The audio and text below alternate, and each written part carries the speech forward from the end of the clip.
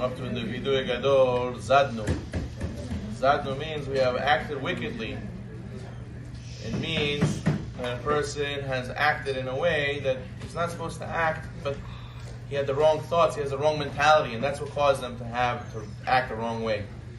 Over there, inside of this grouping of Averot, it says, Zilzalnu b'Torah u'b'mitzvot, Zilzalnu b'kavod chachamim. It says we have disgraced, we have disparaged, we have disrespected the Torah and the mitzvot, and we disrespected the Torah and its sages. So over there, a person has to make sure that he gives kavod, proper kavod to the chachamim and the Torah. A person has to, and Siman Resh Mebet, in Shulchan Aruch and Yoreh De'ah, a person has to stand for a chacham when he passes by within your 6 feet radius. You're obligated from the Torah. It says,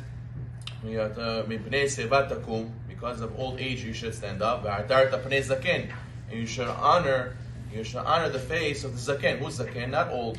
It means zeh shekana chokhmah. Zaken means the one who acquired wisdom. So a person has to stand up. When a person passes a chacham, passes within 6 feet. If he's your rabbi person that you learn from, he's your the chacham that you learn most of your learning from. He's a Rebbe Kavua, so therefore there you have to stand up once he walks into the room. He has the elevated status. If he is your personal Rebbe, so a person has to make sure to give kavod to the Chachamim. There is also, sometimes people have a Yetzirah to say, the Chas v'Shalom, you hear people who are traumatized from situations they had with rabbis and money. They say, the rabbis, they're all looking for money. Chas v'Shalom, they say, Kulam Ganavim, they're all, they're all swindlers, they're all charlatans trying to take people's money. Or Chaz v'Shalom, they say they do everything for money, they should do it for free. Rabbis should do for mitzvah, rabbis do for the mitzvah, why are they charging? So a person has to know that in the Mishnah, in Pirkei Avot, in chapter Dalet, chapter 4, it says over there, whoever benefits from the Torah, he's losing his halak olam haba, he loses his future world to come. And the Rambam brings this in Halacha, in Perek Gimel Chotamut Torah, that Chacham is not supposed to charge for the Torah learning that he teaches. He's supposed to do it, he's supposed to have a job on the side, and he's supposed to go and not charge for the Torah services, the lectures, and not for, this that he gives halachot and all these things. But, the Kefesef Mishnah writes over there, that was in the times of the Rambam, in the times of the Gemara, they were able to hold being a wood chopper, being a tailor, being a doctor, and at the same time being a rabbi. People were so wise, they were able to be in both places at the same time. But the Kesef Mishnah, which is Rav Yosef Karo, the Shulchan Aruch himself, he writes that today in our generation, we don't have people like this. We're not on that level. And if everybody says, I don't want to take any money for teaching Torah, and therefore I'm going to go and work only, so then what's going to be with the Torah? They're not going to have any experts in the Torah. Everybody's going to be, we're going to know half, we're going to know somewhat, we're going to know a little bit, but we're not going to have experts that we could ask and go to Chachamim and be able to get the halacha properly. So therefore he says that in our generation, et la'asot la'Hashem, we have to bend the rules a little bit for the sake of the Torah, continuity of the Torah. We know that we wrote down the Mishnah, wrote down the Talmud, even though we're not supposed to, for the sake of the continuity of Torah. So also here too, a rabbi is allowed to charge, and he must charge to be able to study and to learn and to be able to know and to provide the community with the halachot and with the Torah guidance that he's supposed to give them. And therefore he's allowed, and the Ramah brings in Siman Resh Mevav, that a rabbi must take a salary, he's allowed to take a salary, and he's allowed to get paid for the lectures he gives and for all these things. And actually, a lot of times I explained to these people I spoke to, I said, how these rabbis, they were put in tests constantly. They have mouths to feed at home, and people are not paying them properly, and they're going to be tested very much so to come home with enough food for their family, enough money for their family. And of course they're going to, Chas v'Shalom, put them constantly in this test. It could be they'll fall and won't be honest, But if the community would go and pay rabbis the right amount of money they're supposed to be paid, and treat them like a doctor, like a lawyer, so he could be able to survive and to send his kids to yeshiva and to take care of all the needs of a Jewish Orthodox family, so then he wouldn't be in this test. He wouldn't do things just for money. He wouldn't do things and have personal interests on the side. He would do the job 100% lishma because everything else at home is taken care of. So therefore, the halakha today is permitted and it's recommended. Even Rabbi Yosef writes in Yabi Omer Chelek Zayin, a person can work half the day and learn half the day, or he can learn all day and be in kollel and get supported from the community. Which one should he do? He writes, you should be in kollel, you should learn all day, and you receive a salary and not work half day. Why? Because then you'll become a real Talmid Chacham. We don't want to live in a world of half truths, where you half know, you don't know, you half know, you don't, you are, you don't know. If if you really are dedicated to this, do this, and you'll be supported, and that'll be 100% fine. Because today, it's impossible for a person to work and to be a full-fledged rabbi, knowing so much and knowing everything properly. It's very, very difficult. So therefore, it's recommended the community also push their children. Rabbi writes in Chelik Gimel, Yichavedat, Siman Ayin Hey, he says, should a person send his son to a private school that teaches half-day Torah and half-day secular studies, college prep? Or he should send his son to yeshiva where he learns Torah all day, very little English, basically all Torah all day. He says, he writes, a person should send his kid to yeshiva to learn Torah all day. But what about Parnasa? You should know that HaKadosh Baruch Hu will take care of him also. If he has emunah, he will become a rabbi, and rabbis also have Parnasa.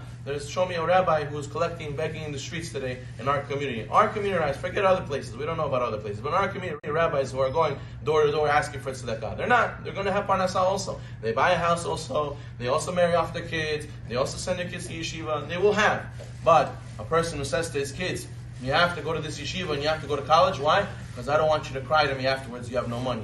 I don't want afterwards you're going to go, what do you think, money grows on trees? You think, what, the money's going to fall from the sky? You have to be a lawyer, you have to be a doctor, you have to make money. What? Well, forget this rabbi, which money rabbi is he going to make?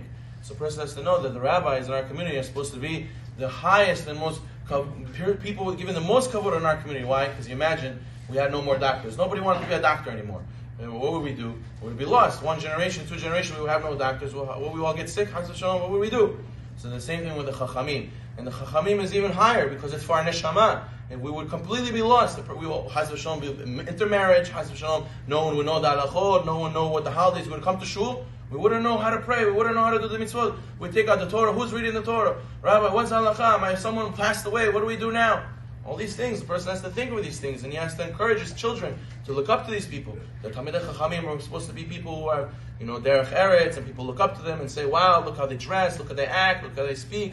Look how they do business. The Gemara Masechet Ketubot says a person has to wish to attach to Talmidei Chachamim. Through attaching to Talmidei Chachamim, he'll go and attach to HaKadosh Baruch Hu. The Gemara says you should do business with Talmidei Chachamim. You should go and give gifts to the Talmidei Chachamim. You should marry off your daughter Talmid Chacham. All these persons should constantly find ways to connect to Talmid Chacham, and that way he connects to HaKadosh Baruch Hu. But if we speak bad about the rabbis, yes, there were rabbis who did things they weren't supposed to be doing. Okay, fine. But all the apples are rotten, so now we say all the jewelers. Because one jeweler was ganav, so all the jewelers are ganavim. One doctor did something not nice, so all the doctors are ganavim. What? So one rabbi did something wrong, so all the rabbis ganavim. No, chas v'shalom. So a person has to know that we have to stand up for the kavod of the Torah, and we have to give kavod to the rabbis, and they have to be the most esteemed individuals. We have to pay them properly. We have to give the kavod of the Torah. Why should people have such beautiful things, and the Torah, the people who represent the Torah, not also have beautiful things? Why? It should be that people who represent the Torah should be shlumpy, should not be able to provide for themselves. They should be the nebuchs. Why should they be the nebuchs? A person has to give them at least the basic, like everybody else. So therefore, a person has to make Teshuva on this, that he Chas v'shalom, he shouldn't speak bad about rabbis. Or Rambam writes in Chut Teshuva, one of the things that blocks Teshuva is Zilzul Talmidei Chachamim. He says, it's a rabbis, them and their halachot, they get zachma, they go and they make new halachot, new stringencies. Today, that morning his coffee wasn't good, so that's why he was strict to me. He said, Rabbi, he called me for a halacha she'ela. He said, Rabbi, come on, find me a leniency, Rabbi. He said, what do you mean? I'm telling you what I saw in the books. I can make up something. Yeah, Rabbi, come on. He thinks I made up the halachas, therefore he's trying to come on, Rabbi, come on. It's not like that. It's not like that. We are showing you what the sources say, and that's it. We cannot make it up on our own. So therefore, a person has to make sure that he teaches his family, himself, to speak only good about the chachamim. Find good chachamim, stick next to them, provide for them. Teach your children to also want to be a chacham. Okay, they can't sit and learn, Rabbi writes. He can't sit and learn. He can't focus. Okay, he'll go to work. It's fine. Also, there's Yisachar and there's Zvulun. But preferably, give him the chance to go to yeshiva. Give him the chance if he wants to be a chacham, to be a chacham. Right away, we push them. No, only be a lawyer. Only be a doctor. Only be a this. Only be a that. You have to make money. Everything's about money.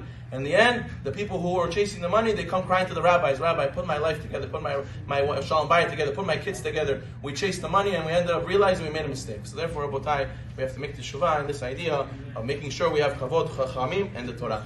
There was a wonderful story, mashal, of a person who wasn't such a religious person, and he went to go get his passport photo. In his passport photo, he had a ponytail, he had an earring, he had a tattoo on his neck, and he looked like a very, very not religious person.